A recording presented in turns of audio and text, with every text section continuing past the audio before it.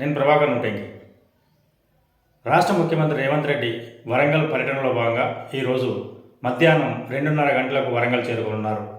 ఈ సందర్భంగా ఆయనకు భారీ ఏర్పాట్లు చేశారు. Kaloji Kalakshetram, Mamuru airport, Warangal under drainage సిస్టమ్ను ప్రారంభించనున్నారు. ఈ సందర్భంగా మహిళా కళాకారులతో డప్పు వాయిద్యాలతో స్వాగతం పలికేందుకు పెద్ద ఎత్తున సన్నాహాలు చేశారు.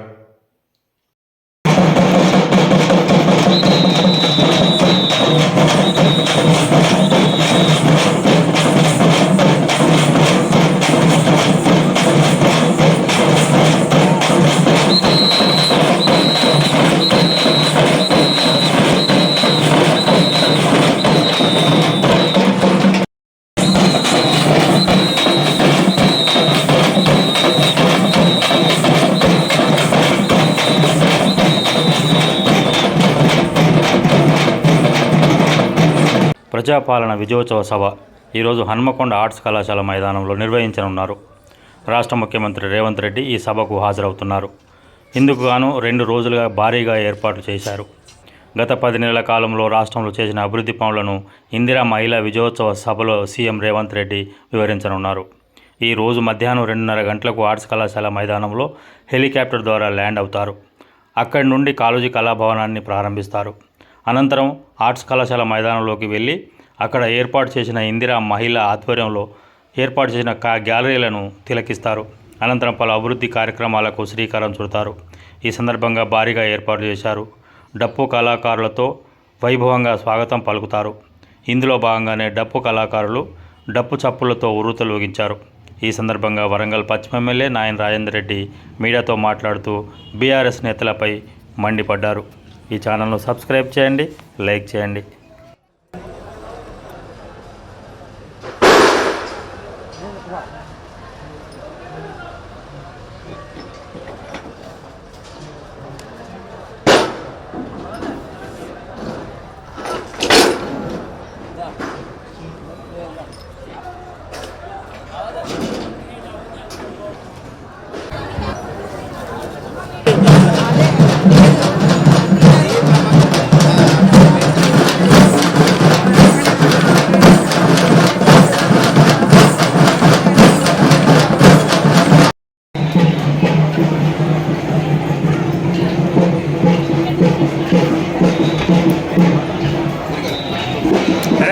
ఇది జరగాలి కదా.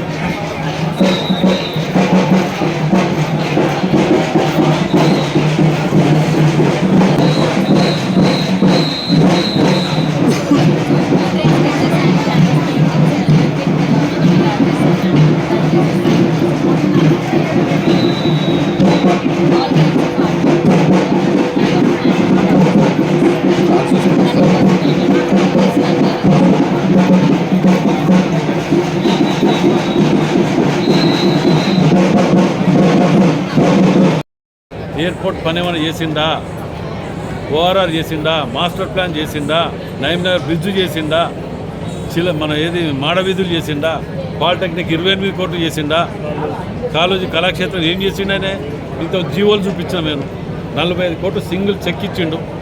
దానికి అయినది 98 కోట్లు. వాళ్ళు మేము 90% కంప్లీట్ చేసామని అబద్ధాలు మాట్లాడుతుంటే నేను ఆధారాలతో సహా చూపించిన.